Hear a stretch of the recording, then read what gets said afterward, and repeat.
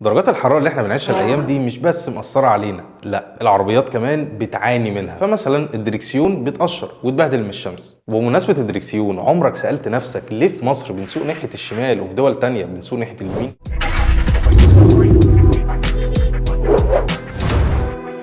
وقت الثورة الفرنسية كانت الطبقة الأرستقراطية اللي هي طبقة الأغنياء بتمشي على رجليها في الشارع ناحية الشمال، أما الفلاحين بقى والعمال كانوا بيمشوا ناحية اليمين. لكن أثناء الثورة وقت ما اتلغى القانون خلى طبقة الأغنياء تمشي جنب طبقة الفلاحين والعمال في نفس الصف، وده بالظبط نفس اللي عملوه في السواقة، لأن فرنسا وقتها خلت الدريكسيون ناحية اليمين. وفي دول كمان زي أجزاء من أسبانيا والبرتغال وسويسرا وغيرهم بقوا يعملوا كده، لكن بريطانيا رفضت. سنة 1835 أصدرت بريطانيا أول قانون بالسير على جسر لندن، وإن الدريكسيون هيبقى ناحية الشمال، واي حد هيمشي عكس كده هيبقى مخالف للقانون وهيتحبس. ولكن في دول اختلفت زي المملكه المتحده، وده علشان العربيات اللي كانت بتجرها الخيول كانت بتمشي ناحيه اليمين، ولما اتبدلت للسواقه خلوا برضو دريكسيونها ناحيه اليمين. في الاخر كل دوله بتمشي باسس وقوانين هم حاطينها ومقتنعين بيها، وده اللي مخلي ان اكتر من 163 دوله بتسوق ناحيه الشمال وحوالي 63 دوله بتسوق ناحيه اليمين. لكن السؤال هنا، لو رحت بلد السواقه فيها ناحيه اليمين، يا ترى هتعرف تسوق؟